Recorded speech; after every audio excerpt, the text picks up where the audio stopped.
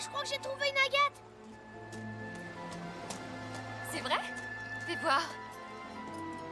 Oh, Seigneur, qu'elle est belle. Papa dit que les Indiens croient que l'agate a des pouvoirs particuliers.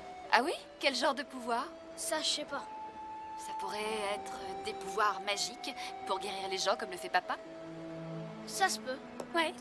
On fait la course jusqu'à la maison? On y va! Tu vas voir.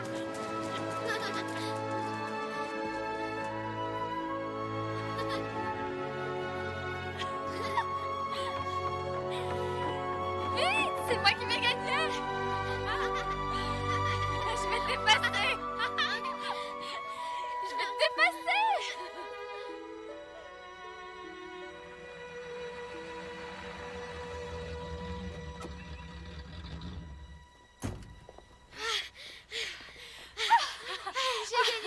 Oui, tu as gagné. Tu es trop rapide pour moi. Désolé de vous déranger, Madame Shepard, mais hier j'ai oublié mon échelle.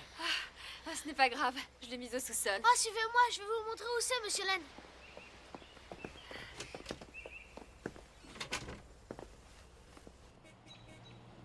Non, mais écoute, je veux pas y aller en week-end. Ma femme va me tuer quand je vais rentrer à la maison. Les signes vitaux? Stable. RAS. Elle dit que je suis trop fatigué pour faire l'amour. Vous devriez peut-être arrêter la chirurgie. Que je renonce à te voir. Aspiration.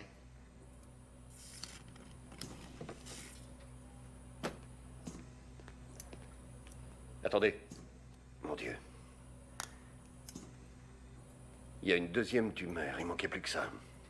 Tu ne peux pas l'enlever. Il faut refermer. Non, attendez. Je peux y arriver. Sam, tu vas la tuer. Non, Robert, tu as tort. Donnez-moi le petit écarteur. Je vais sauver la vie de cette fille.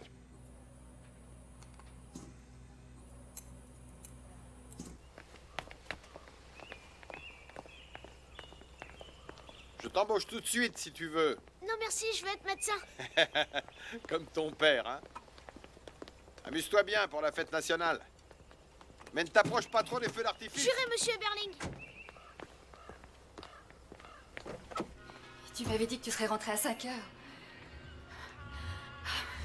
Bien sûr, comme toujours, un imprévu. Il y a toujours une opération ou une urgence au dernier moment. Et moi, pendant ce temps, je me retrouve coincée à la maison avec ton ami qui refuse de... Essaye seulement de te rappeler que tes parents ont dit qu'ils allaient passer ce soir avec les Hawks. Au revoir. Je t'aime.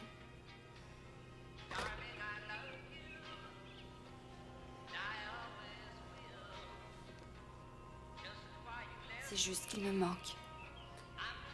C'est tout. À moi aussi. Oh, je sais qu'il te manque. Oui, mais c'est un homme qui a énormément de travail, de grosses responsabilités. C'est le meilleur chirurgien de la ville. Il sera plus souvent à la maison quand le bébé sera né.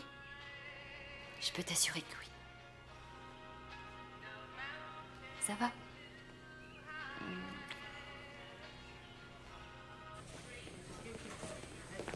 Votre fille va guérir très vite. Oh, docteur, je vous remercie. En fait, s'il n'y avait pas eu mon grand frère Robert, ça aurait pu être différent. L'important, c'est que tout aille bien. Oh, merci. Vous pourrez la voir dès qu'on la descendra en soins intensifs. Le docteur Thomas Hilton est demandé en salle 4. Le docteur Thomas Hilton est demandé en salle 4. Tu as pris un risque énorme. Sois heureux, Robert. On vient de lui sauver la vie. Oh. Excusez-moi, docteur Rosie. Shepard. Quand seras-tu adulte? J'ai fait que lui sourire. Tu ne sais faire que ça. C'était pas drôle, Sam. Tu fais partie d'une famille importante qui a de gros intérêts dans cet hôpital. Excusez-moi, docteur Shepard. On vous demande en salle d'opération. Urgent. Un accident. Hémorragie interne. Le devoir m'appelle.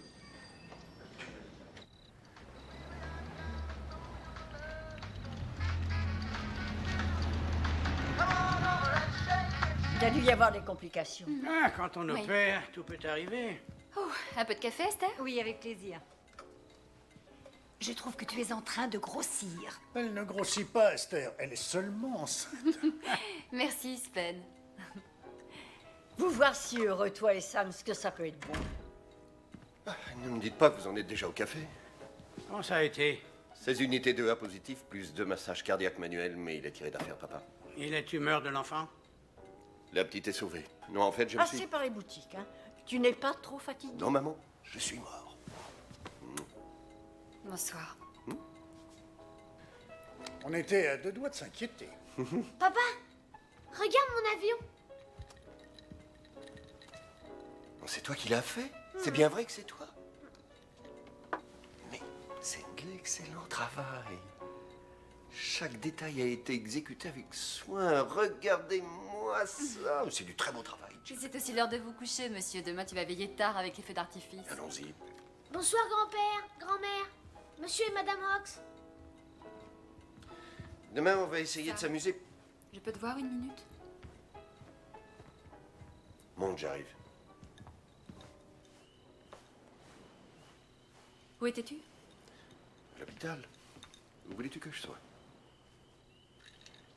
Tu n'as qu'à les appeler si Non, tu ça ne crois pas. servira à rien. Je sais que tu t'es arrangé pour qu'on te couvre. Oh, Maureen, si tu veux me faire encore un de Est-ce que tes ça ne sermons... s'arrêtera jamais, Sam? Je n'en ai pas supporté assez. Donne-moi ta main.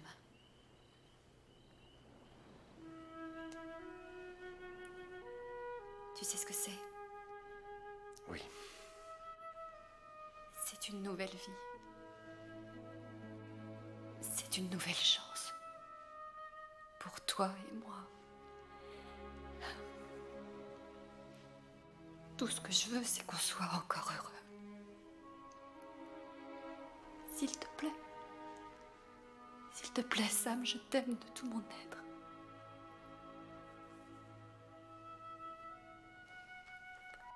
Seigneur Dieu, bénis maman et papa, grand-père, grand-mère et mon oncle Robert. Amen.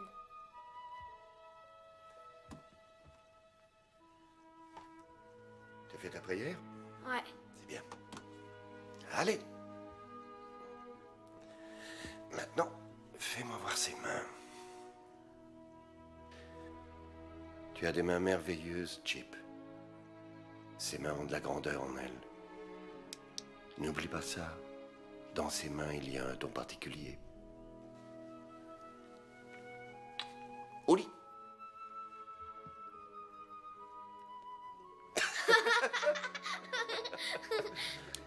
Dors bien, mon fils.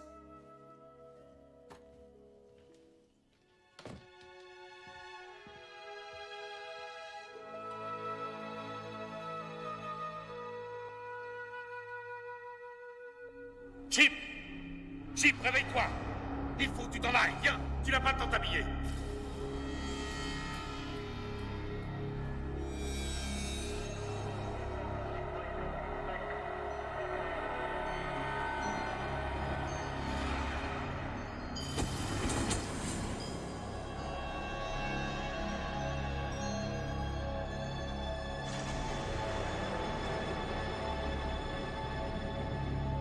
Papa!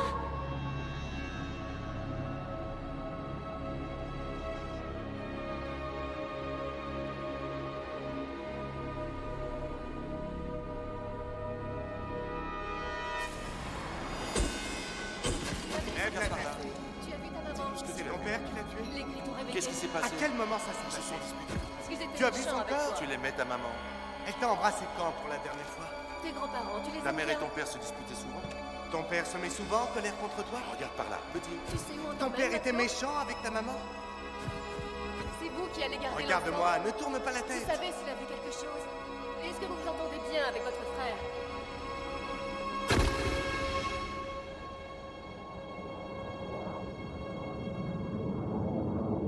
Hé, ça va? Vous étiez pâle comme un fantôme, vous êtes sûr que ça va? Très bien, merci. Tenez votre lettre. Merci. Sam, je me sépare des affaires de ton père.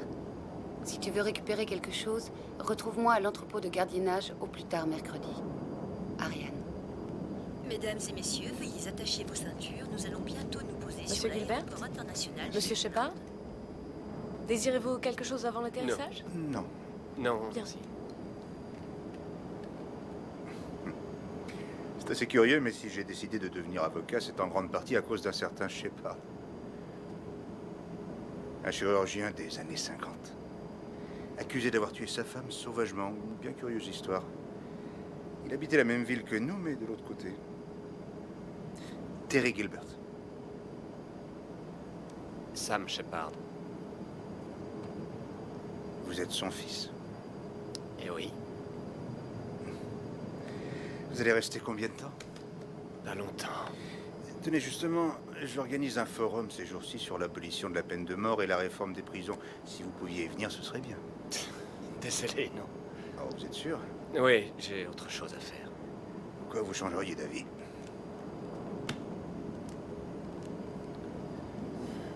Il va vivre avec moi pendant quelque temps. On devra donc faire quelques changements. Mais Monsieur Shepard, le petit pleure toute la journée. Sa mère a été assassinée il y a 8 jours, Madame Avery, donc c'est normal. Mais je ne sais pas quoi faire pour lui. Eh bien, il sera à l'école presque toute la journée. Quand il n'y sera pas, je paierai les heures supplémentaires qu'il faut.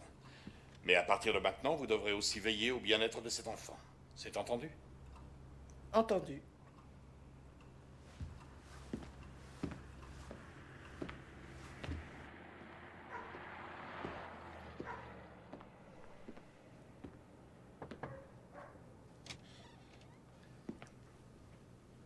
Je crois qu'il vaut mieux que tu ne viennes pas à l'enterrement. Tu serais assailli par les journalistes, ce serait trop dur pour toi. Quand je vais voir mon père? Je t'ai déjà dit qu'il ne voulait pas que ta grand-mère ou toi alliez le voir à la prison. Tu dois attendre qu'on le relâche. Mais s'il n'est pas relâché... Il n'y a pas de si. Ton père est innocent. On va le prouver au procès. En fait, il m'a donné ça pour toi. Il est temps de dormir.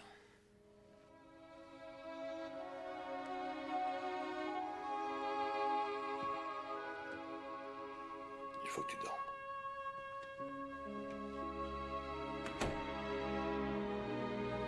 Nous sommes là pour assister à l'enterrement de Marilyn Shepard, la victime du crime le plus épouvantable de l'histoire de notre vie.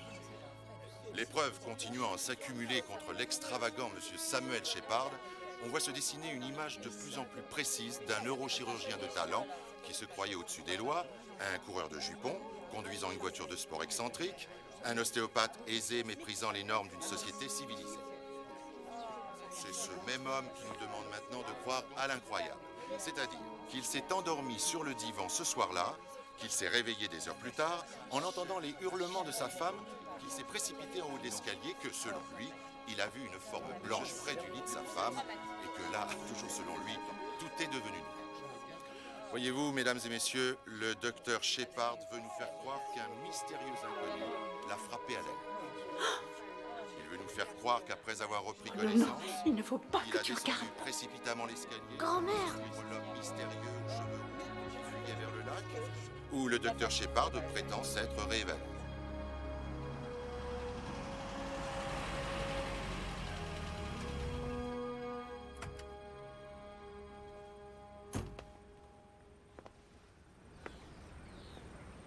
Bonjour, Ariane. Je suis contente que tu sois venue. Comment vas-tu? Je vieillis. Ce n'est pas l'idéal, mais ça va. Et toi? Je me suis spécialisé dans l'hygiène dentaire. J'habite Boston. Je me débrouille, en gros. Parfait.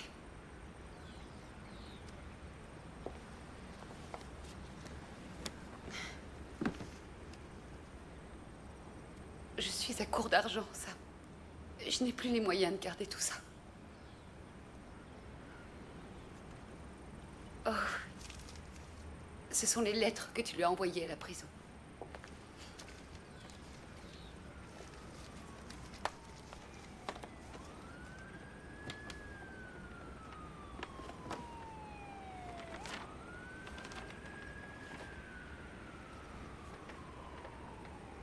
Qu'est-ce qu'il y a, Sam?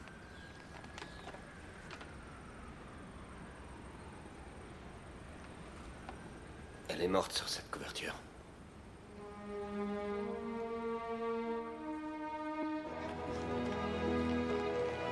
L'audience reprendra dans 5 minutes. Le docteur Shepard peut-il se laver les mains de ce sang?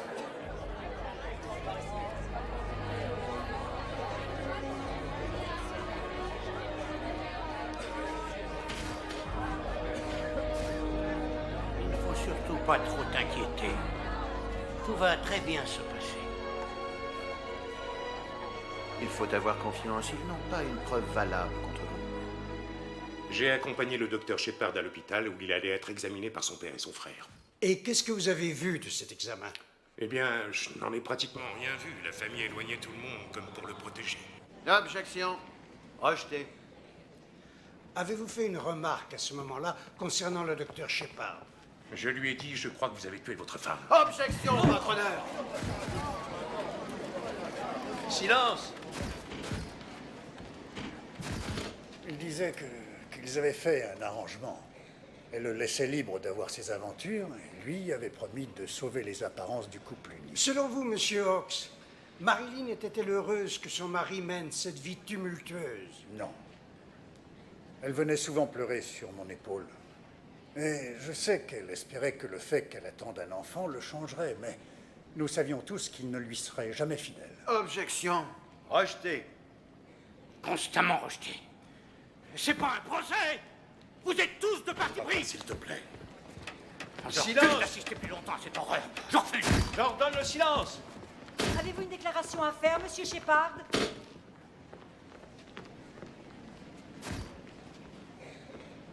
On s'est connus à la clinique où je travaillais au laboratoire. Et quelque temps après, vos relations amicales avec le docteur Shepard sont devenues sexuelles. Combien de fois par semaine, vous et le docteur Shepard, aviez-vous des rapports sexuels, mademoiselle Hayes?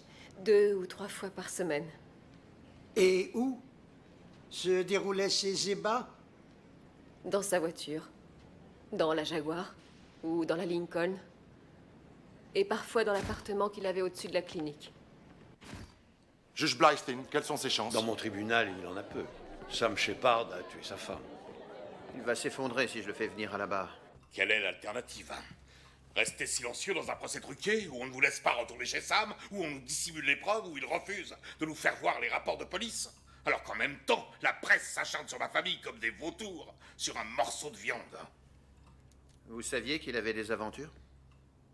Non, je ne savais pas. Enfin, si, peut-être. Et même s'il en avait, on l'accuse d'avoir tué, pas d'avoir trop de succès. Ce n'est pas sûr. Je comprends ce que vous ressentez, Robert. Sûrement pas. Votre père n'est pas entre la vie et la mort dans un lit d'hôpital. Et votre frère n'est pas en train de marcher vers la chaise électrique. On l'a trouvé avec son pantalon de pyjama baissé et sa veste de pyjama relevée, découvrant la poitrine et le pubis. Le crâne et le visage ensanglantés par 35 blessures, comprenant 4 larges entailles sur la partie supérieure du front. Les fractures du crâne, le nez écrasé, 2 dents cassées. Voilà. Quoiqu'on n'ait pas encore retrouvé l'arme du crime, avez-vous pu déterminer de quelle nature elle serait? Objection, votre honneur. Il lui demande de deviner. Rejeté. Le témoin peut répondre. Je suis convaincu que l'arme du crime était un instrument chirurgical, un instrument avec des mâchoires dentelées dont un chirurgien se servirait pour fracasser un crâne, comme vous le voyez ici. Arrêtez. Arrêtez, s'il vous plaît.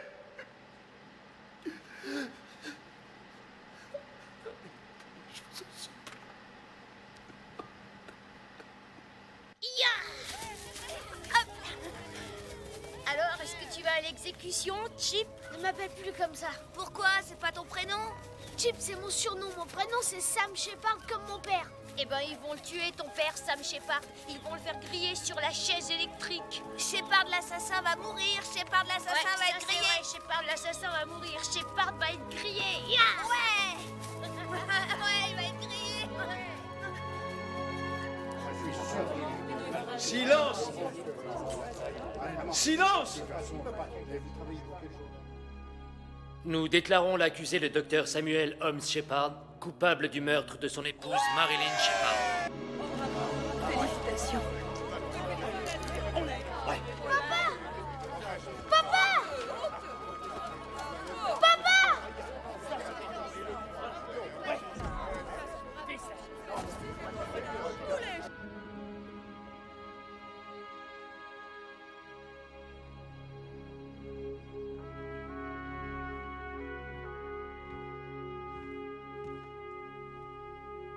Eh oui, eh oui, eh oui.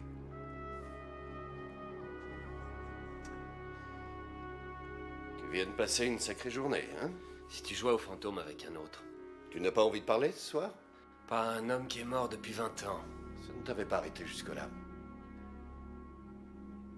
Ah oui. Là, c'est un peu différent, n'est-ce pas, Chip? Arrête de m'appeler comme ça. Ah, et pourquoi? Tu es toujours un petit garçon? Tu as toujours peur? Tu habites toujours un appartement d'une pièce, sans avoir de vraie vie, sans avoir de vrai but? Pourquoi tu ne me laisses pas tranquille? Tu en as assez de parler aux fantômes? Tu veux commencer à être un homme? Oh, mais je suis un homme, figure-toi. Je suis un homme. Un homme dont le père... Quoi? Continue. Je suis un homme dont le père a été injustement condamné pour avoir tué ma mère. Tiens donc. Voilà un refrain que j'ai trop souvent entendu, Chip. Qu'est-ce que tu veux de moi? Je suis là. J'ai fini par revenir à Cleveland. Oui, mais demain, tu vas t'enfuir. T'enfuir comme tu le fais toujours quand ça devient trop difficile. Ah, ça va, je connais ton discours par cœur. Non. Cette fois, c'est différent. Si tu tournes le dos cette fois, alors tu vas passer le reste de ta vie dans cet enfer avec moi. Ou alors tu peux décider d'avoir le courage d'aller jusqu'au bout pour affronter la vérité. Affronter la vérité sur toi. La vérité sur moi. La vérité sur ce qui s'est passé cette nuit-là.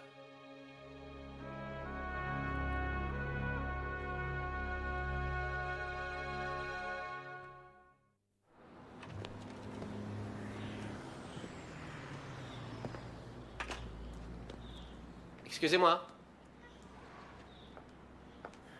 J'envisage de rester 1 ou 2 jours de plus. C'est possible? Ben, faut que je vous redemande votre carte de crédit.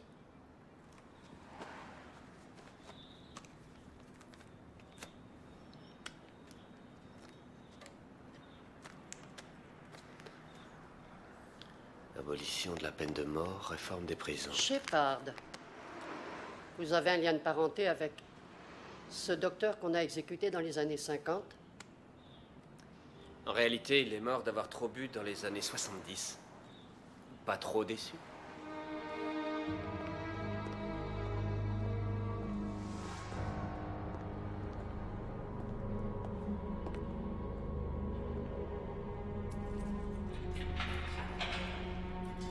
Vide tes poches, mon garçon.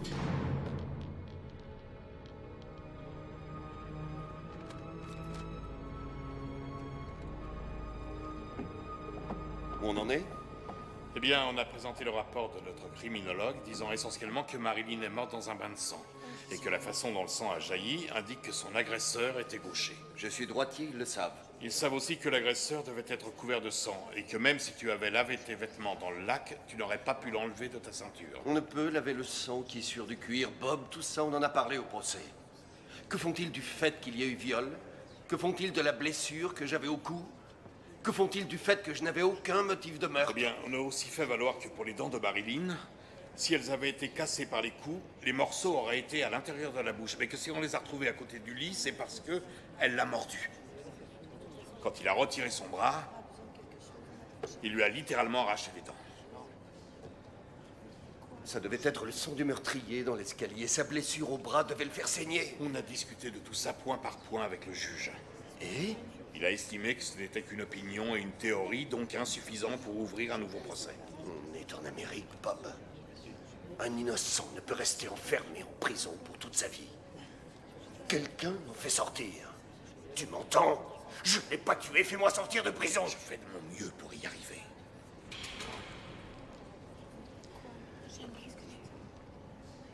Ça va, mon fils? Ça va, oui. Ton oncle Bob m'a dit que tu t'étais conduit en homme quand ton grand-père est mort. Je n'ai pas eu le droit d'aller à l'enterrement. Ouais. Tu sais, parfois ça vaut beaucoup mieux. Et l'école, ça marche? Ça va. Des plus grands que moi m'ont volé mon chapeau, celui que tu m'avais donné. Eh bien, il va falloir que tu te défendes tout seul maintenant. Il va falloir que tu sois fort. Tu m'entends? Tous les deux, on va devoir être forts. L'un pour l'autre. Pas de contact, c'est interdit. Et grand-mère? Elle a pris une trop forte dose de somnifère. On l'a trouvée juste à temps. Et où elle est maintenant? Elle est chez moi. Comme le jeune Sam. Elle va se remettre? Elle est toujours très déprimée. Mais je suppose que c'est normal, vu tout ce qui est apparu au cours du procès, vu la façon dont papa est mort. Tu crois que je ne donnerai pas tout pour le ramener? Les visites sont terminées. Les heures de visite sont terminées. Les heures de visite sont terminées.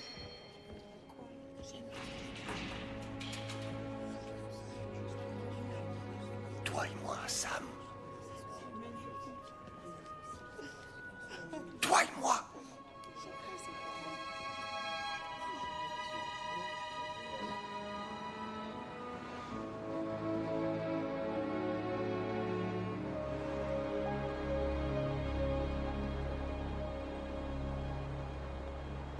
Que fait-on pour les femmes qui sont violées et assassinées? Que fait-on pour les policiers tués dans la rue? Ces gens ne méritent-ils pas que la justice s'occupe d'eux?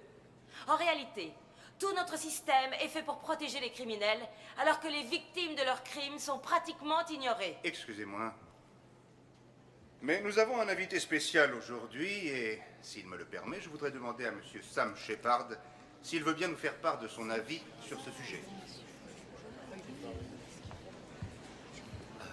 Eh bien, je crois qu'il y a déjà suffisamment de victimes dans notre société sans que l'État en fasse davantage.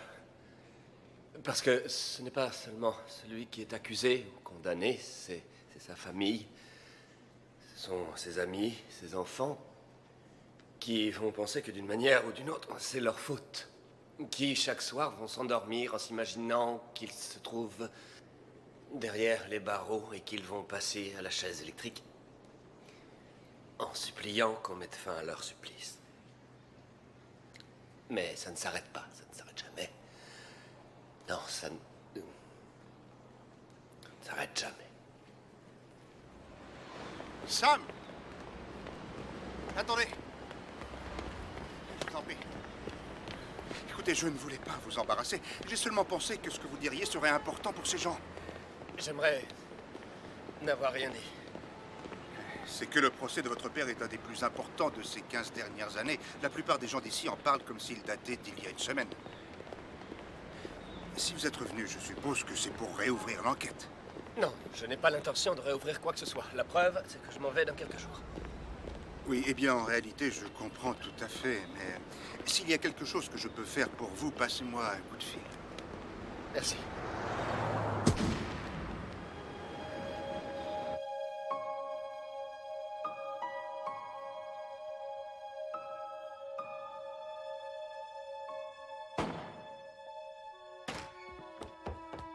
Qu'est-ce que c'était? Je ne sais pas. Ta grand-mère. Madame Shepard. Grand-mère! Madame Shepard. Grand-mère! Madame Shepard. Il est évident que les conséquences de ce procès, la mort de son époux, la révélation des multiples infidélités de son fils, ont fini par amener cette dame fière et religieuse à mettre fin à ses jours. Ce qui a affligé la famille Shepard, qui fut un jour une des plus respectées de Cleveland. Ceci a causé un tel choc au docteur Sam Shepard que pour éviter une tentative de suicide, il a été placé sous surveillance spéciale à la prison avant d'être autorisé à se rendre à l'enterrement de sa mère.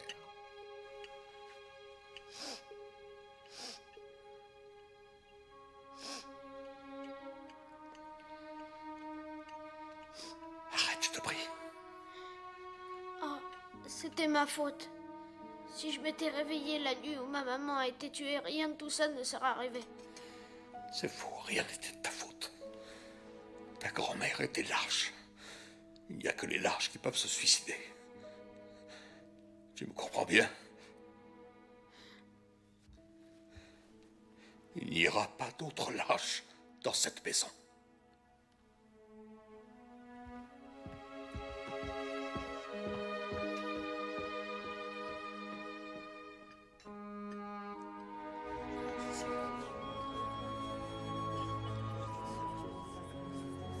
Alors, je sais que ce n'est pas grand-chose comme cadeau, mais...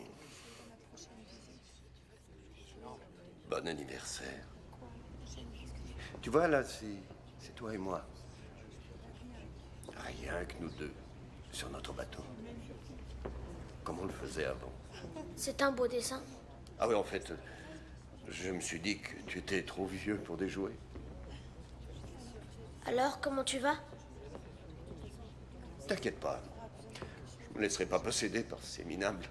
Je suis sûr que ça te fera plaisir de savoir que j'ai inscrit le jeune Sam à l'académie militaire de Mercer.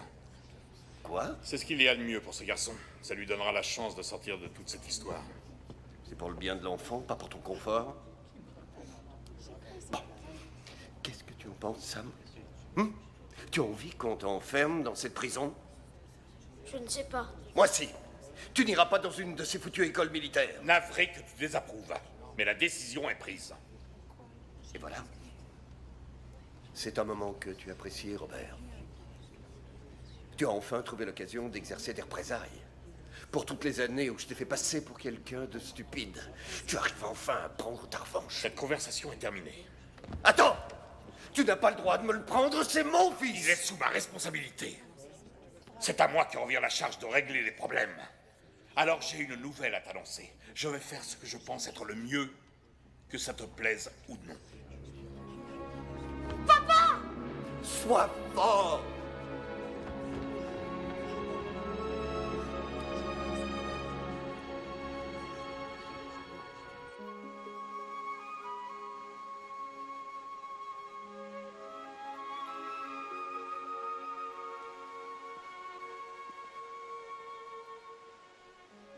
Un responsable de l'académie t'attendra à la gare et t'aidera à tout régler.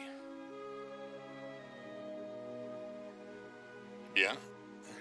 Bon, eh bien, voilà, je crois que c'est tout.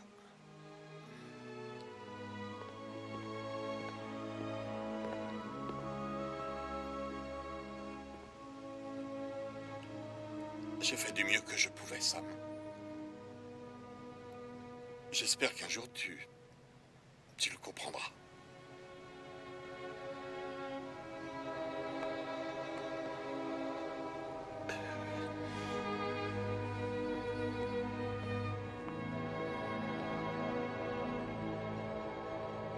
Tu voulais t'en aller, n'est-ce pas? Je ne sais pas. Oh, tu ne sais pas. Très bien, je voulais m'en aller. Aller quelque part où je ne serais pas un phénomène, où les gens ne me regarderaient pas. Ah, enfin. De l'honnêteté. Quoi? Je devrais me sentir coupable, c'est ça? Qui a dit que tu devais te sentir coupable? Je t'aimais. Je savais que je te faisais du chagrin. Tu n'étais qu'un enfant. Tu te battais pour survivre. Tu crois que je ne peux pas le comprendre? Tu te battais pour survivre.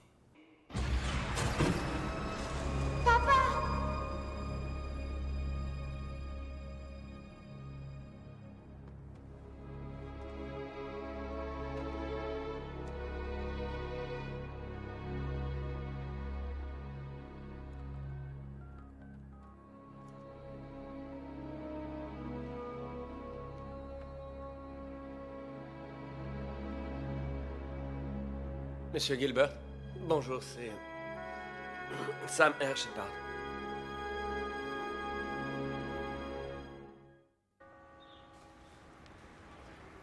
Vous avez changé d'avis? Je veux en finir. Les mensonges, les rumeurs. Je veux savoir qui a tué ma mère. Pendant le procès, le procureur et le médecin légiste ont caché tout un tas de preuves, et même certaines qui pouvaient innocenter mon père. La seule façon que j'ai d'y accéder, c'est en attaquant pour refus du libre accès à l'information. Je pense pouvoir arranger ça. Je sais que vous ne travaillez pas gratuitement, mais je vous garantis que cette affaire Non, fera ce n'est pas connaître votre l'argent nom qui et... m'inquiète, Sam. Qu'est-ce qui vous inquiète? L'autre jour, à la réunion, Oui. j'ai vu que c'était encore un sujet brûlant pour vous. Je tiendrai le coup. Et si on découvre que votre père était le meurtrier, vous croyez que vous le supporterez?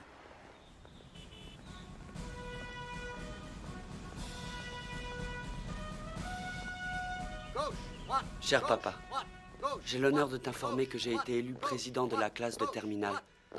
Je dis cela en toute modestie parce qu'il y avait plusieurs autres candidats qualifiés. Mais aucun d'entre eux ne peut revendiquer avoir un père qui soit une aussi grande source d'inspiration que toi. Je vis chaque journée en pensant que tu m'observes. Je veux être fort parce que je sais que tu es fort et que tu continues à te battre pour moi. Pourtant, je dois te demander si tout se passe bien pour toi.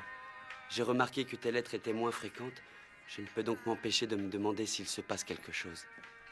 Sam, peux-tu m'accorder un moment? Ouais. J'ai l'impression qu'on ne te l'a pas dit, mais une femme est là pour te voir et elle dit être ta mère. Quoi?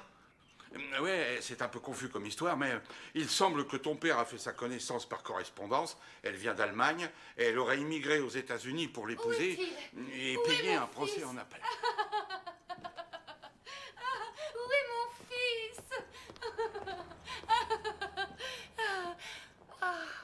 Chérie, c'est moi, Ariane. Oh, Heureux de vous connaître. oh, voyons, c'est tout ce que tu trouves à dire. Je vais être ta nouvelle mère, après tout. Oh, ça, non. Ne me redites plus jamais une chose pareille. Non, bien sûr. Tu n'es plus un enfant maintenant. Tu es un homme grand et fort.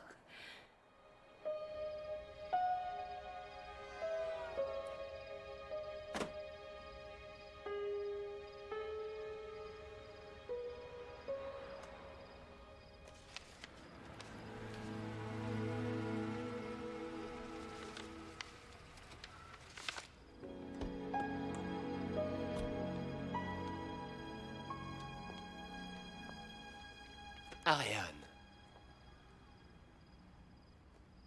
Sam, je voulais seulement te dire au revoir. Tu repars en Europe? Oui.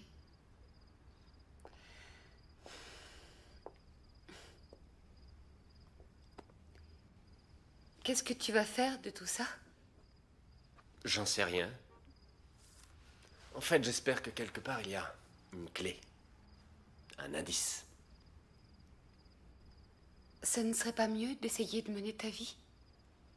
Après.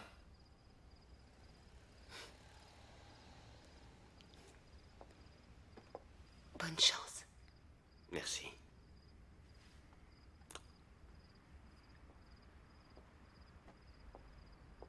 Oh, est-ce que tu es retourné voir votre ancienne maison?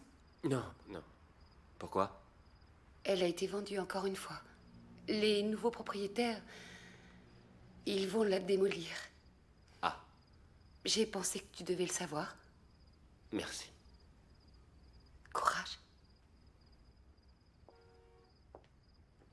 Tu as donné ma lettre à Ariane? Oui.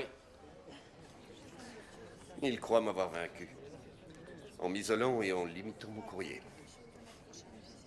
Ils sont aussi bêtes que cons. Ils n'ont même pas imaginé que je pouvais passer par toi. Je crois que non. Qu'est-ce qu'il y a? Tu disais que tu t'en moquais? Non, je crois que je pensais qu'il y aurait au moins quelques lettres pour moi et que ce ne serait pas que des saletés que je dois décoder pour cette fille. Ah, je vois. Je ne voulais pas offenser ta si délicate pudeur. Cette femme est vraiment quelque chose de spécial pour moi. Et si tu ne peux pas je le n'ai pas supporter... dit ça. Oh non, non, tu es trop raffiné, tu n'es pas un être vulgaire comme nous, obsédé par le sexe, tu es un militaire, un pur. Regarde-toi avec ton déguisement, tu as l'air d'une pédale.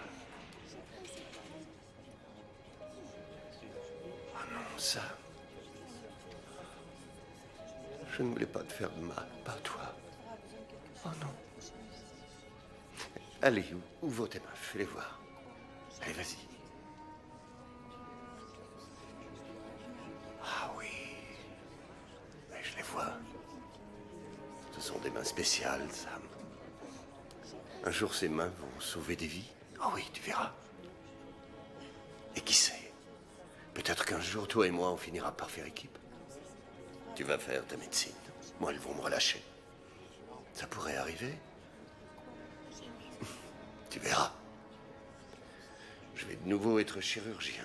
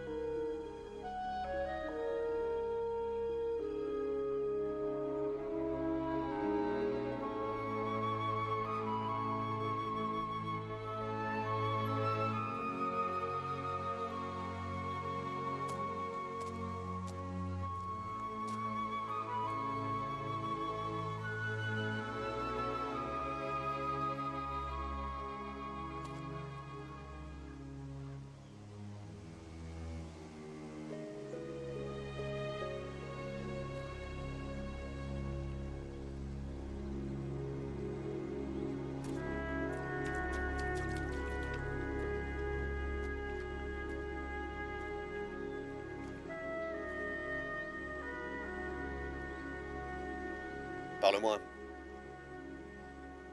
Tu n'as qu'à parler à Ariane? Amusant. Si tu me laissais tranquille. Pourquoi tu es si en colère? Regarde-toi. Tu es une brute, un pervers. Tu te sers de ton fils pour porter tes lettres pornographiques. Passe 10 ans en prison et vois comment tu en sors. Et avant la prison, les infirmières, les filles de laboratoire, toutes les filles qui ouvraient les cuisses. Oui, et alors? Alors tu me dégoûtes. Tu hantes ma vie comme une espèce de conscience. Tu fais tout pour me pousser à voir la vérité. Eh bien, je la vois. Tu vois quoi? Tu n'as jamais été un père pour moi. Et tu n'as jamais été un mari pour ma mère.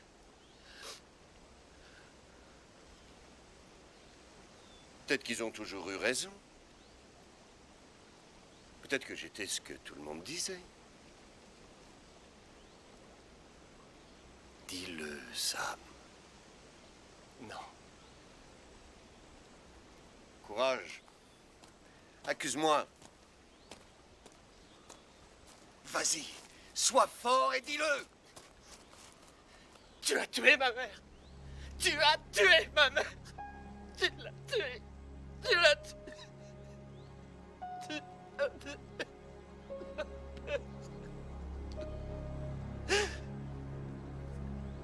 Bienvenue en enfer, Sam. Tu viens de rencontrer ton démon.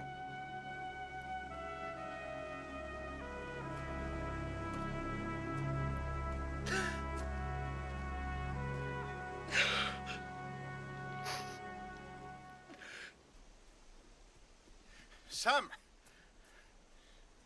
Ça va? Il m'en a fallu du temps pour vous trouver. Qu'est-ce qui se passe? Je les ai. Il y a 6 boîtes de preuves qui sont dans mon bureau. Gerber, le procureur, ils ont tous dit qu'il n'y avait aucune trace d'effraction. C'est pour ça qu'ils ont accusé votre père. Attendez, écoutez ça.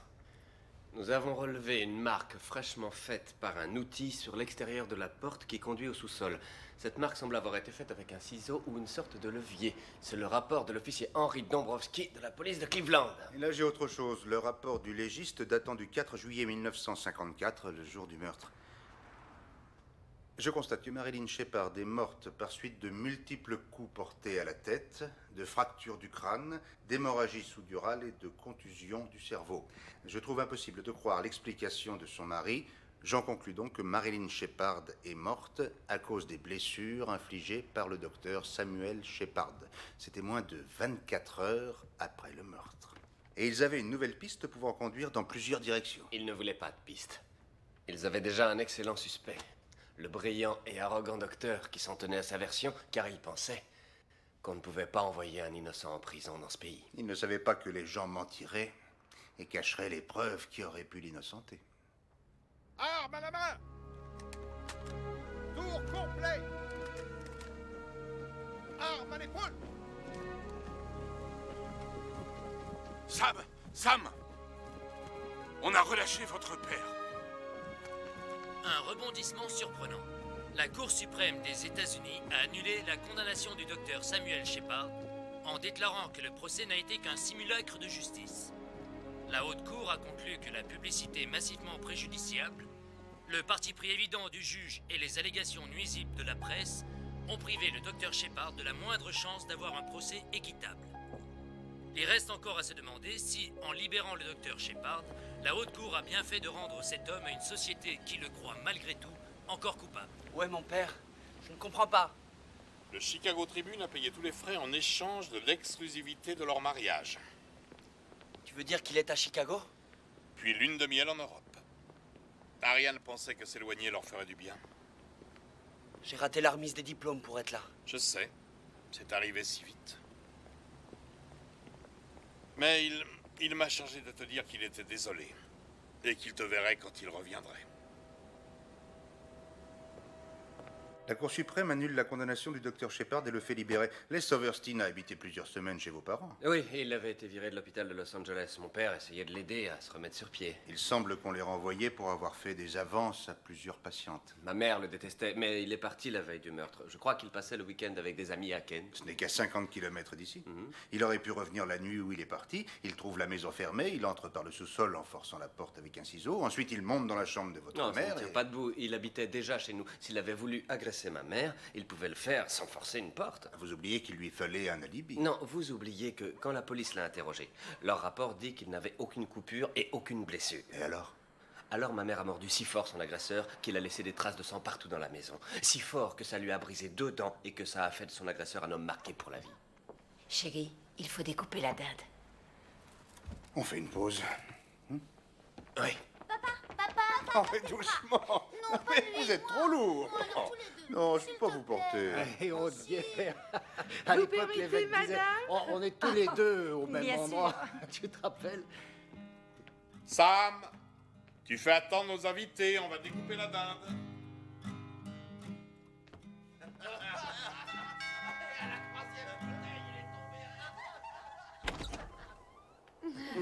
Surprise!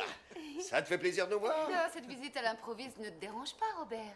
Salut. Robert, je te présente 2 très bons amis. Voici Lou Romano et sa ravissante femme Sandy. C'est Candy. Bon, quelle importance! Lou et moi, on s'est connus en prison. C'est un catcheur, hein, c'est pas vrai? Et comment? Oh. C'est un sacré palace que tu as là. Ah, mais attends, ce sont tes amis? Bonsoir, heureux de vous connaître. Peut-être que ce cher vieux Robert ne vous a pas parlé de moi. C'est normal, je suis la brebis galeuse de la famille. Sam et Ariane, je vous présente Russ et Carol Siller. Russ a un cabinet médical privé. Non, vraiment? Heureux de faire votre connaissance. Et voici Bob et Eleanor Ah, Blanchard. bonjour. Bob est chirurgien à Bayview. Ah, vraiment? Bien, bien, bien. Alors, on va souvent se revoir. Je suis enchanté, docteur Shepard. Oh, j'adore la façon dont vous avez décoré la maison. Il est pas doué, mon frère. C'est le roi de la décoration. Il sait. Le voilà. C'est mon héros.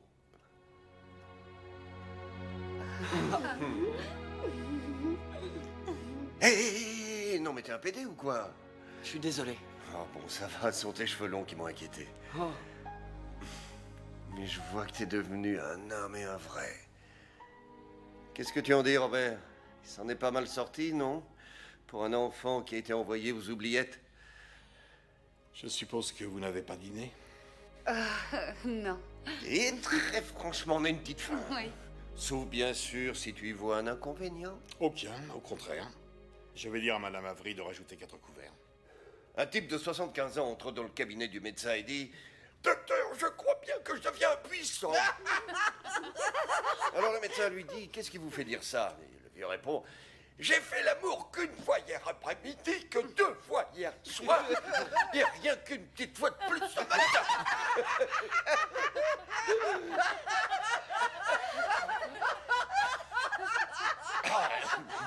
Oh, mais qu'est-ce qu'il y a, Robert? On dirait que ça te fait pas rire. Quels sont tes projets, Sam? Quels sont mes projets? Qu'on me rende le droit d'exercer, Oui. de pratiquer la médecine, et qui sait, peut-être même retravailler avec toi. Sauf, bien sûr, si tu ne veux plus travailler pour moi. C'est très amusant. Ah, je sais que je suis un petit rigolo. Non, mais en réalité, la vraie raison qui fait que je suis là, c'est à cause de toi. Parce que je voulais te dire toute la reconnaissance que j'ai pour toi. Parce que si tu n'avais pas été là, je me serais pendu dans cette prison il y a bien longtemps. Je suppose que tu l'emmènes avec toi, hein? Ses affaires sont dans sa chambre. Rien qu'une guitare et quelques vêtements. N'est-ce pas, Sam? En fait, ce n'est pas tout à fait ce que j'avais prévu. Non, On Sam. voulait- Voilà, nous sommes toujours en lune de miel, alors. Oui, je vois, il vous gênerait un peu pour l'instant.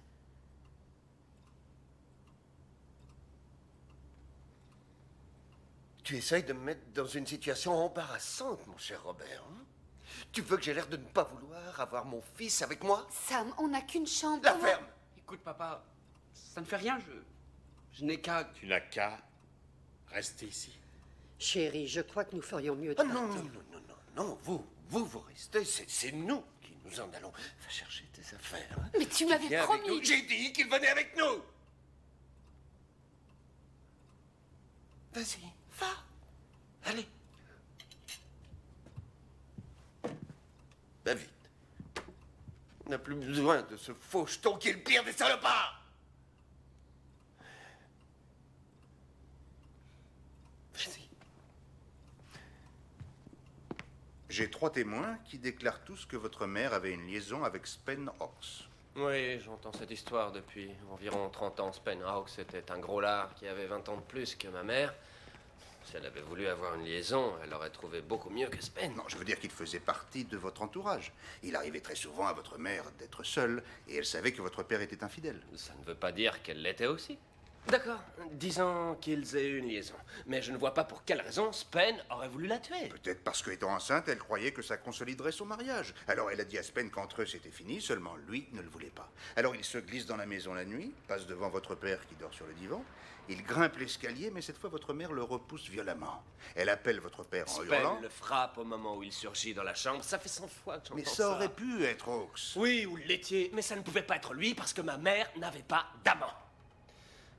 Elle est morte dans une mare de sang. Le rapport dit qu'elle a été violée et matraquée. Son visage était meurtri et son crâne fracturé, mais ce n'était pas Hawks, ce n'était pas Les Overstein. Je ne sais pas comment je le sais, mais je le sais. Je sais que c'était quelqu'un d'autre. Quelqu'un auquel on ne pense pas.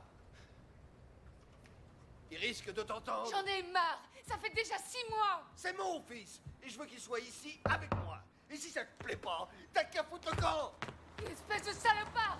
Il n'y a que mon argent qui t'intéresse. Papa! Il n'y en a plus.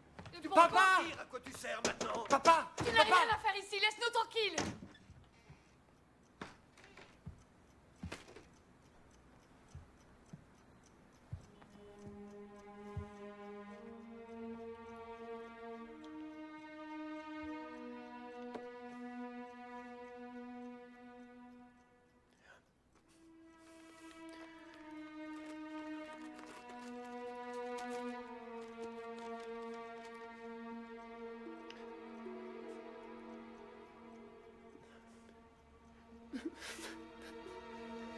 Tu peux redevenir médecin. Tu as gagné. Oui, oui, chef.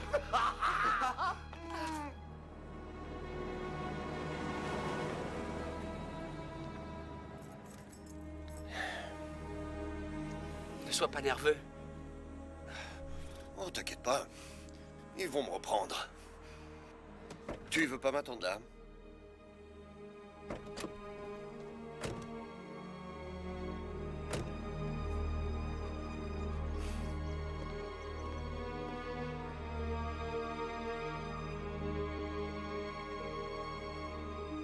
Oui, c'est ça. Au revoir.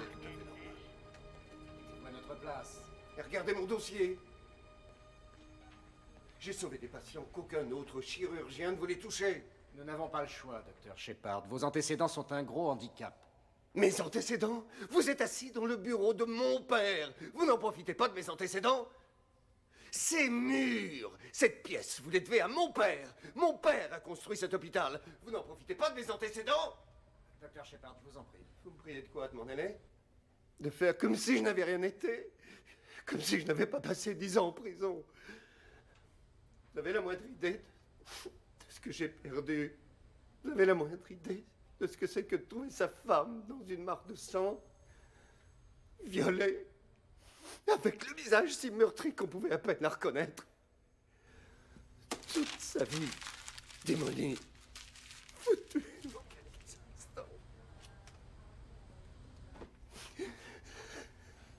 Par pitié, je vous en supplie. Papa, non. Je vous en supplie. Relève-toi, relève-toi. S'il te plaît, Sam, dis-leur que je suis innocent. Viens, calme-toi. Viens, allons-nous-en. Viens.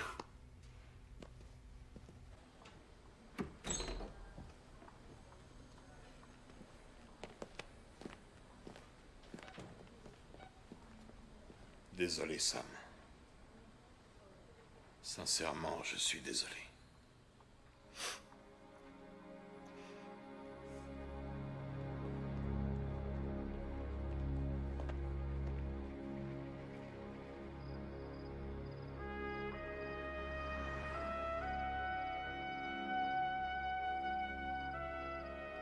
Tous les hôpitaux, toutes les cliniques, tous les médecins de cet état, ils m'ont tous dit la même chose.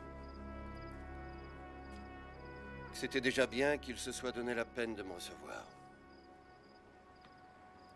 À ce moment-là, bien sûr, tu étais à Boston. Tu voulais peut-être que je reste pour vous voir vous détruire, Ariane et toi? J'aurais voulu que tu me voies.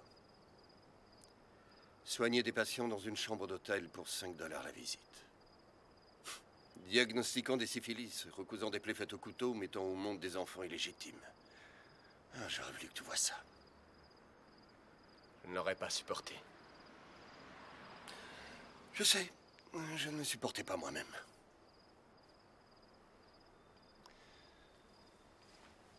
Maman et Spen, ils avaient une liaison? J'en sais rien. En plus, c'est pas toi qui disais que ça ne pouvait pas être Spen? Ou Overstein? Je n'en suis plus tellement sûr. Je ne suis plus sûr de rien. C'est parce que tu oublies une chose. Il y avait un autre témoin. Mais moi, je dormais.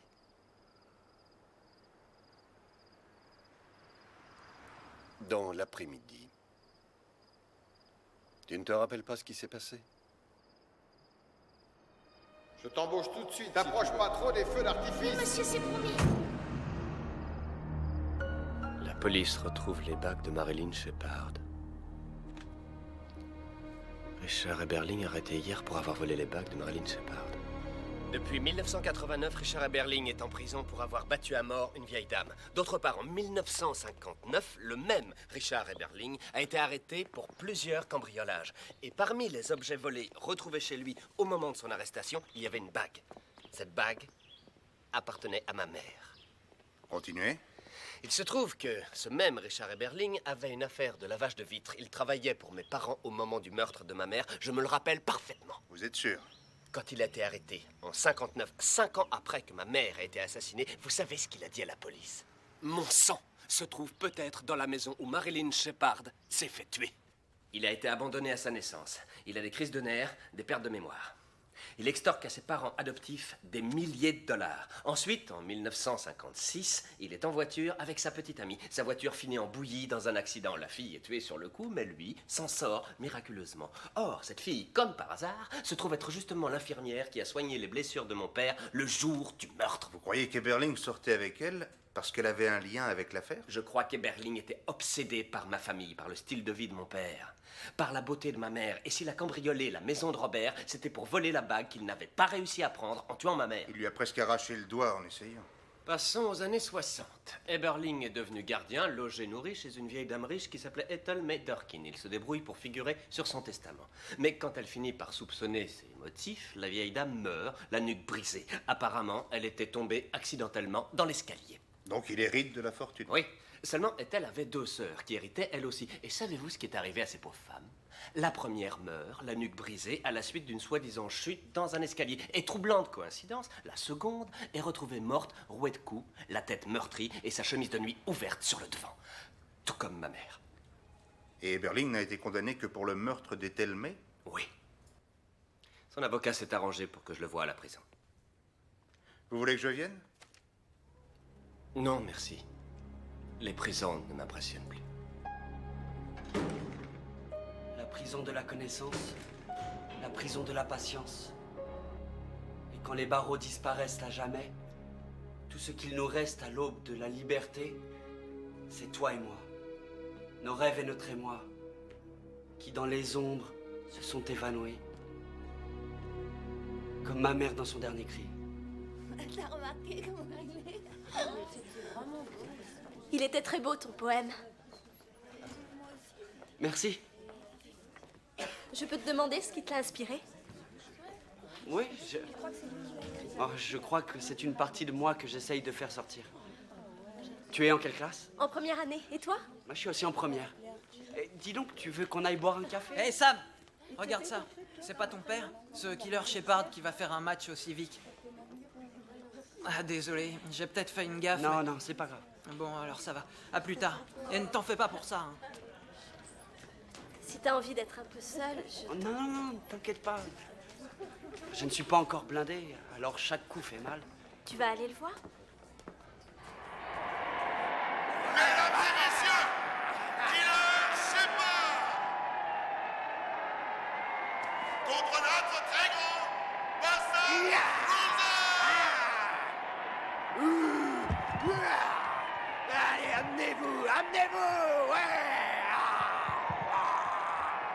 ça va la ferme?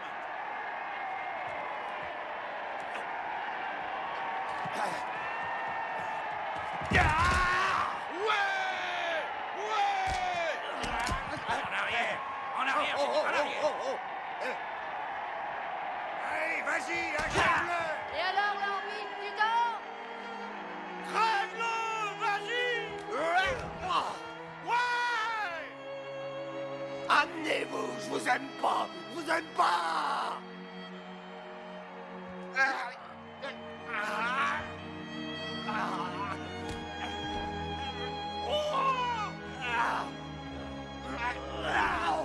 Et l'arbitre est aveugle ou quoi?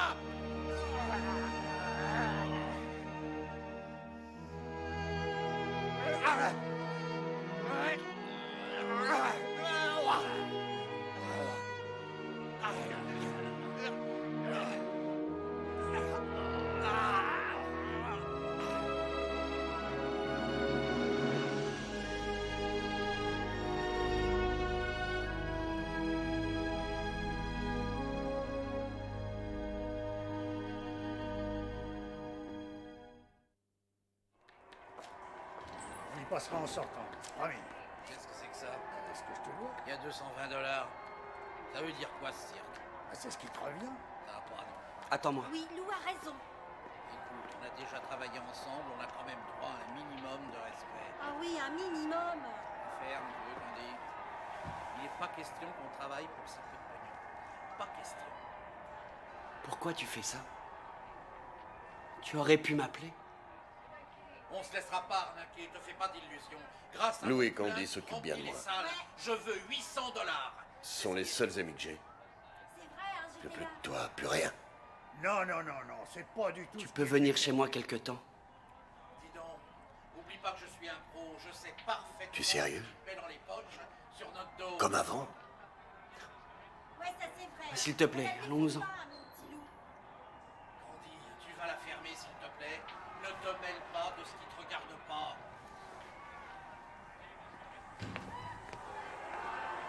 Écoute-moi, ou tu allonges le reste, ou on ne travaille Papa, plus jamais voici Allison.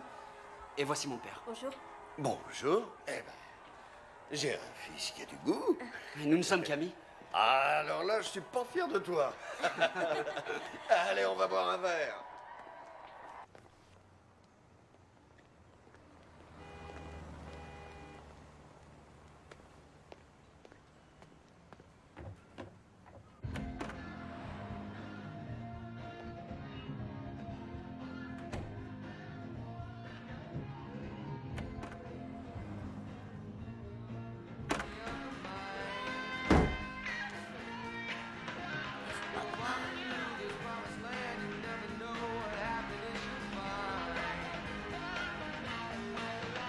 Je suis désolée. Sam, je suis désolée. Va-t'en, tu veux. J'étais juste passée pour... Sam, je suis vraiment désolée.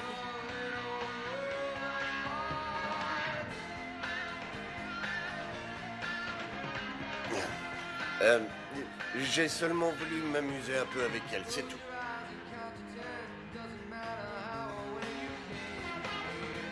Je crois que j'ai bu. Papa. Oui, je sais, mais me jette pas dehors. Je te promets que je vais être sage. Non, voyons, tu vas pas laisser une fille nous séparer. Non, arrête, ce n'est pas la fille. C'est nous deux le problème. Ah oui, c'est vrai. Tu dois avoir ta propre vie, j'ai pas oublié.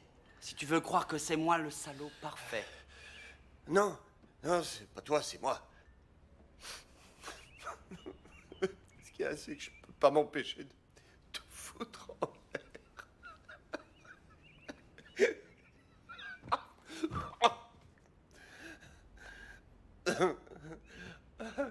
Oh. Tu vas me faire une prise, hein?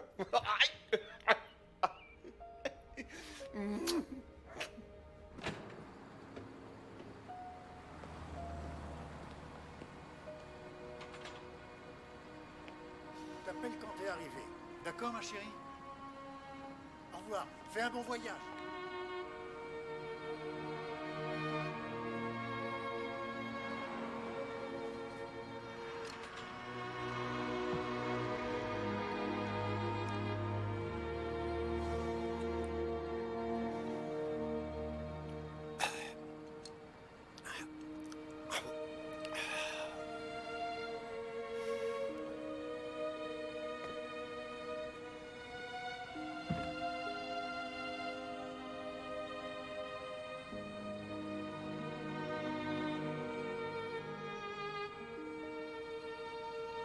Viens, on monte dans le car.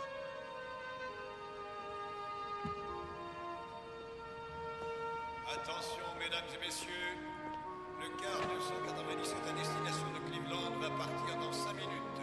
Le 297 à destination de Cleveland départ dans 5 minutes.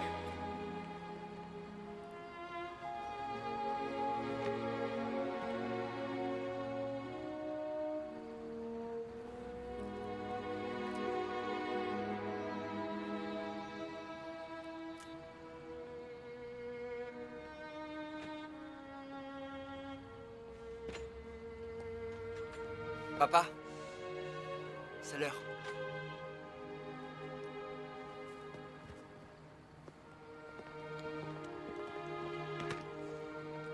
C'est pour toi.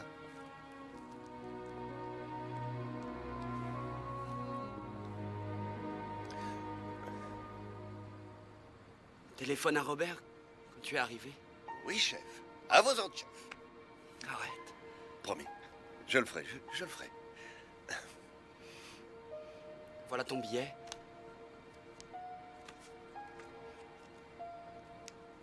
Tiens. C'est tout ce que j'ai.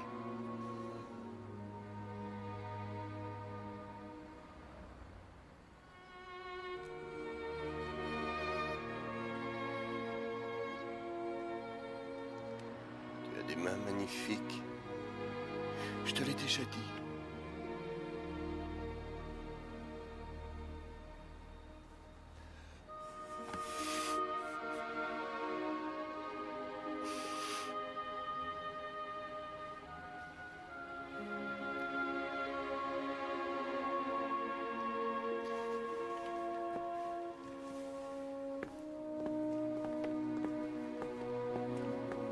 Bonne chance.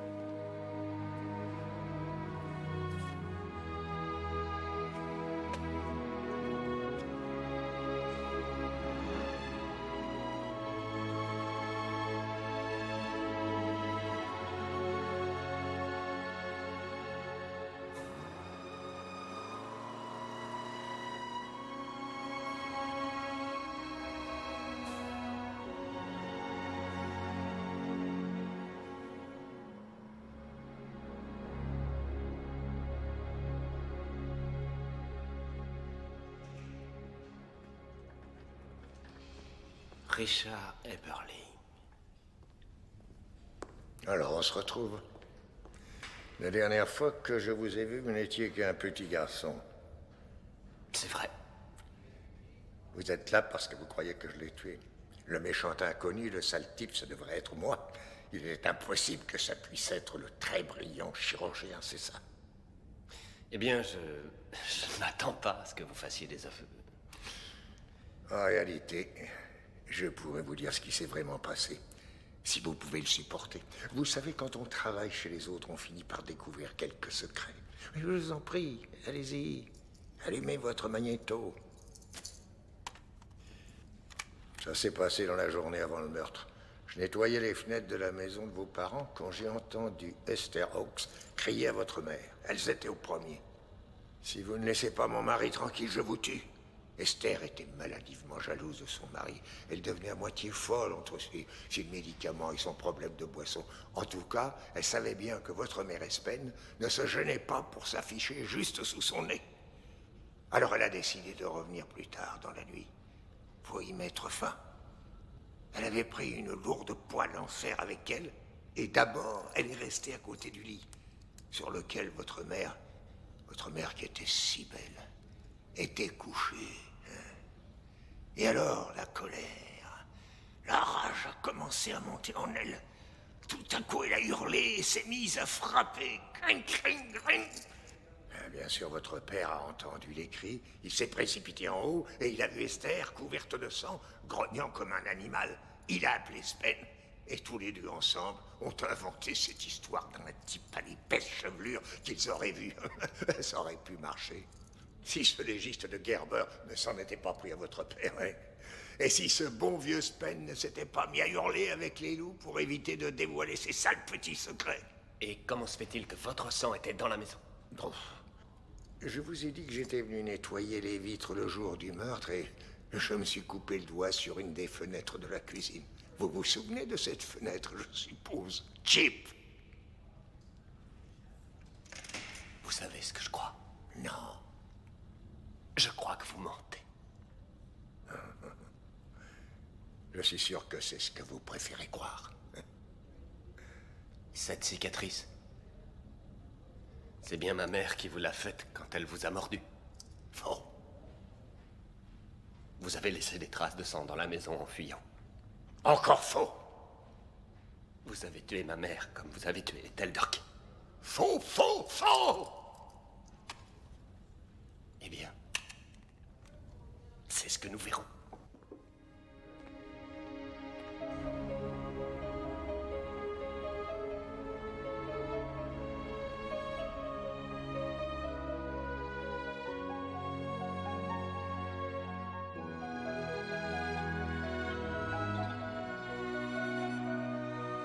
Sam, j'ai essayé de te joindre. J'ai appelé l'université qui m'a dit qu'il n'y allait plus. Robert, le journal ne dit pas comment il est mort. On l'a trouvé par terre dans son appartement. Il buvait beaucoup et il prenait des médicaments contre la douleur, je crois. On m'a dit qu'il était sur la mauvaise pente depuis quelque temps. Il avait un bouquet de fleurs séchées dans la main. Tu vas devoir te défendre tout seul. Tu dois être fort. Et qui sait? Peut-être que toi et moi, on finira par faire une équipe. Tu vas faire ta médecine, on me relâchera. Ça pourrait arriver. J'exercerai à nouveau la médecine. Je crois qu'il vaut mieux que tu ne viennes pas à l'enterrement. Tu seras assailli par les journalistes. La tête et le visage ensanglantés par 35 coups. Shepard, l'assassin va mourir. Ils vont faire griller ton père sur la chaise électrique. Fracture du crâne. Shepard, l'assassin va mourir. Nez Shepard, cassé, l'assassin va deux mourir. dents cassées. L'arme du crime doit être un instrument chirurgical comme celui qu'utiliserait un chirurgien. Ces mains ont de la grandeur en elles. Ne l'oublie pas. Elles ont un don spécial. Vous n'imaginez pas ce que c'est que de rentrer chez soi et de trouver sa femme dans une mare de sang? Des pouvoirs magiques de guérir les gens comme papa? Chip, c'est mon surnom. Mon vrai nom, c'est Sam Shepard, comme mon père. Ta grand-mère était lâche. Il n'y a que les lâches qui peuvent se suicider. Si tu n'avais pas été là, je me serais pendu dans cette prison il y a bien longtemps.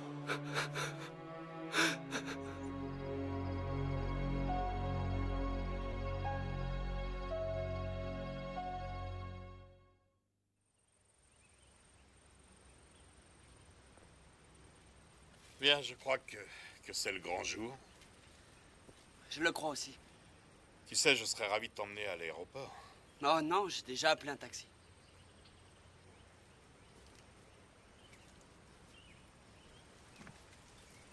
Comment te sens-tu? Bien. Tu as toutes tes affaires? Tes médicaments? Oui.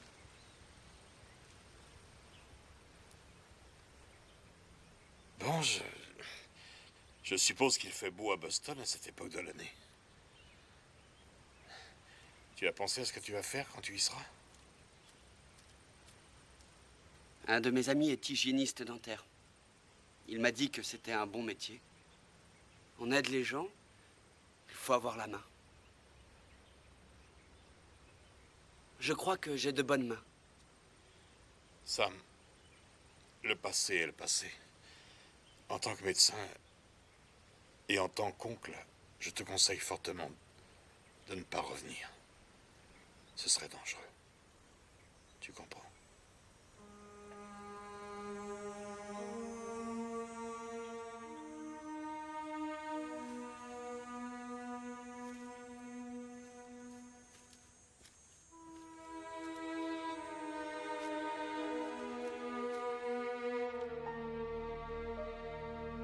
Je vous ai dit que j'étais venu nettoyer les vitres le jour du meurtre et je me suis coupé le doigt sur une des fenêtres de la cuisine.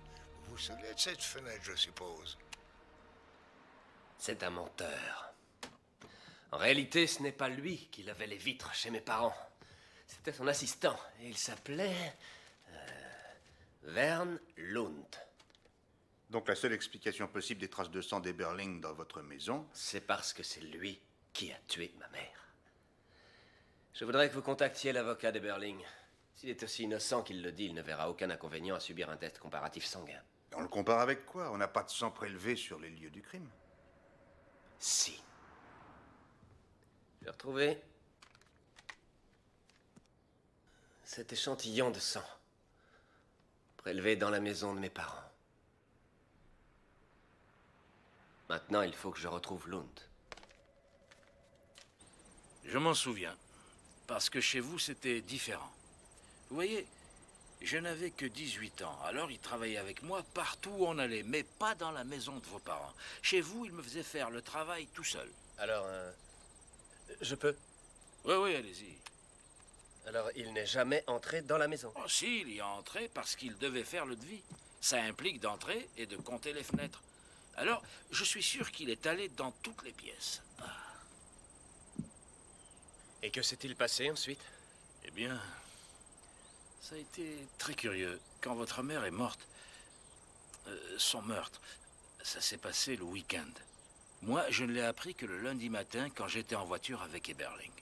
En route, il m'a dit que votre mère avait été violée et assassinée et qu'il était le seul à savoir qui l'avait fait. Et alors, entendre ça, ça m'a choqué. Ça m'a vraiment fait un choc terrible. Il se trouve que j'étais passé chez vous le vendredi précédent. Elle avait été si gentille avec moi. Et qu'est-ce que vous avez fait? Ben, je crois que ça m'a fait peur. J'ai arrêté de travailler pour lui le lendemain et j'ai essayé de me sortir ça de la tête, de ne plus y penser. La police ne vous a jamais interrogé sur l'affaire? Oh si, monsieur, ils l'ont fait. Et je leur ai dit tout ce que je viens de vous raconter. Et quand Eberling a été accusé du meurtre de cette veuve, j'ai recontacté tout de suite les mêmes services de police. Je voyais qu'il y avait un lien entre la façon dont cette femme était morte et la façon dont votre pauvre mère était morte. Mais la police n'a tenu aucun compte de ce que j'ai dit. Ça a marché avec Lund? Je reviens avec une déclaration écrite. Je crois que vous la trouverez très intéressante. Et pour Eberling? Il refuse de coopérer.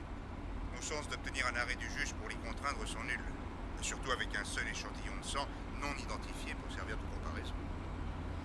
Très bien. Bon, je vous rappelle. D'accord, au revoir. Au revoir. Et c'est un plaisir de vous rencontrer. Merci de me recevoir, docteur Balraj. En quoi puis-je vous aider?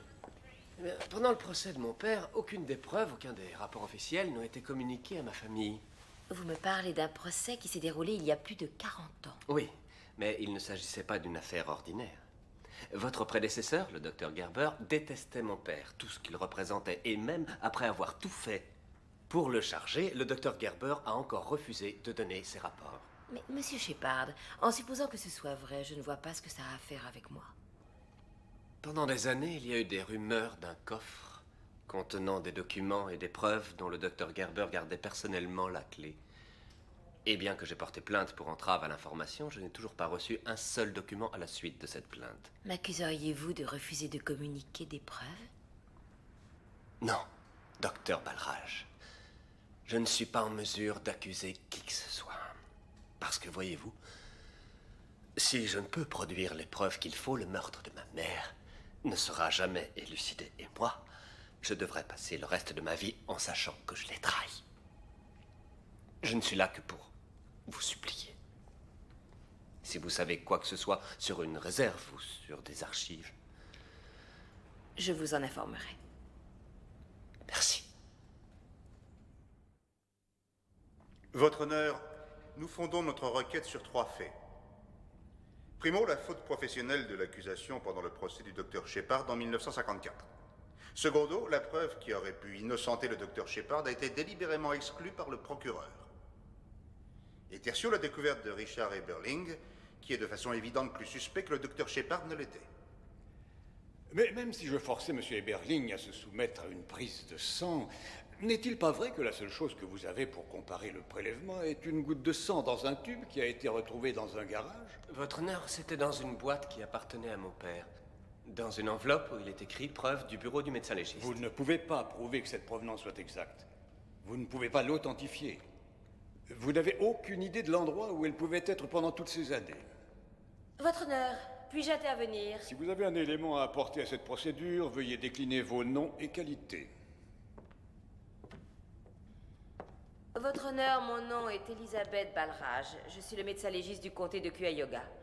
Après une enquête minutieuse effectuée par mes services, une réserve secrète de documents concernant cette affaire a été découverte. C'est une liste partielle de son contenu, incluant 91 enveloppes de preuves, se composant d'échantillons de sang, de prélèvements vaginal, de morceaux d'ongles, d'échantillons de cheveux, etc. Je recommande que le tout soit mis à la disposition du plaignant pour faciliter les tests ADN de cette affaire. Très bien. Ayant des bases de comparaison, la Cour ordonne que M. Eberling subisse une prise de sang.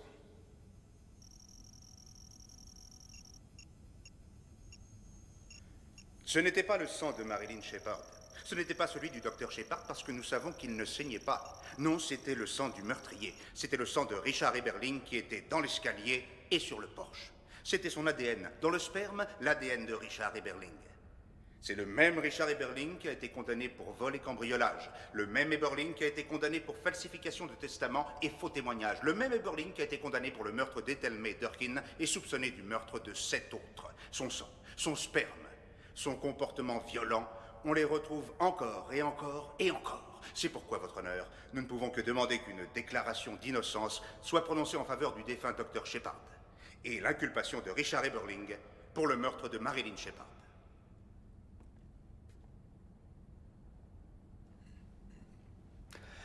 Eh bien, nous ne pouvons tous que sympathiser avec le plaignant. Oh non, c'est pas vrai. Votre honneur... Je sais que vous voulez bien faire, mais... Monsieur Shepard, désirez-vous dire quelque chose à la Cour? Oui, votre honneur.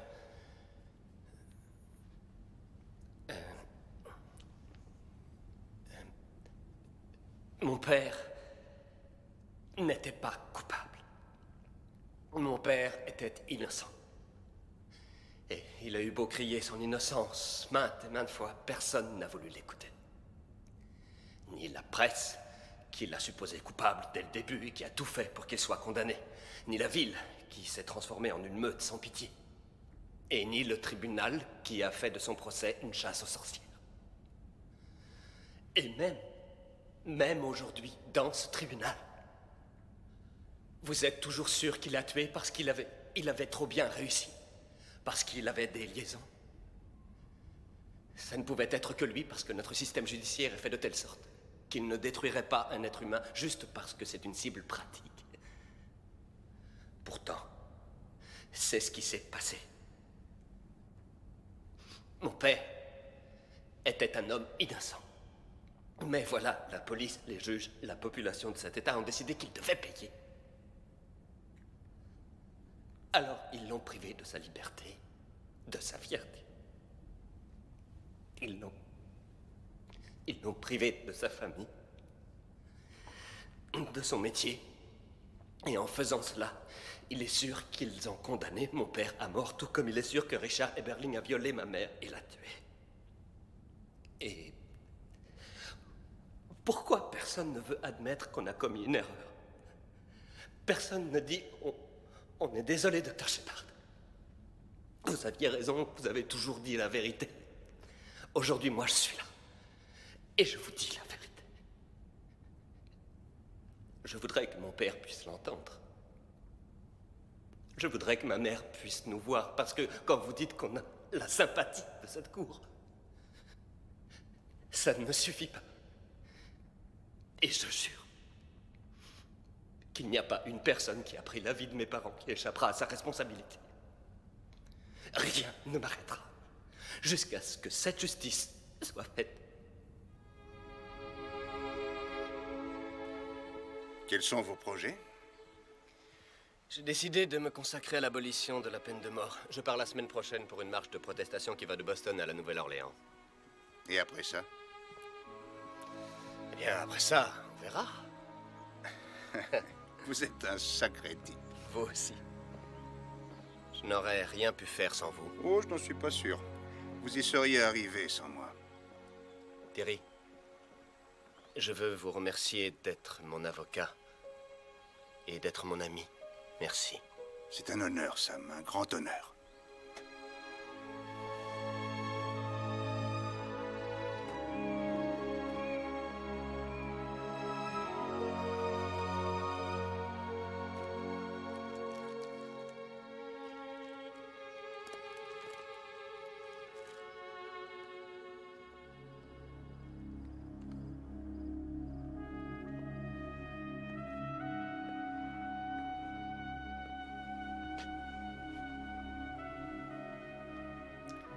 Tu as réussi, Sam. Tu as osé affronter la vérité. Tu nous as libérés tous les deux. Je ne vais plus jamais te revoir, n'est-ce pas? Tu n'as plus besoin de moi. Tu ne dépends plus de personne. Tu te l'es prouvé à toi-même. Maintenant, il n'y a plus de lâche. Il n'y a plus de secret, il n'y a plus d'ombre qui puisse te faire peur. J'aurais voulu croire davantage en toi que je ne l'ai fait.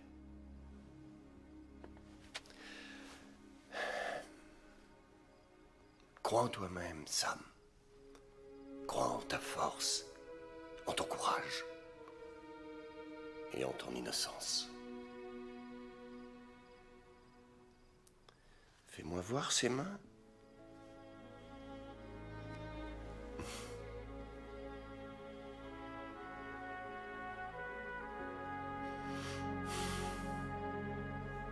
Tu es un homme bien, Sam. Je suis fier d'être ton père.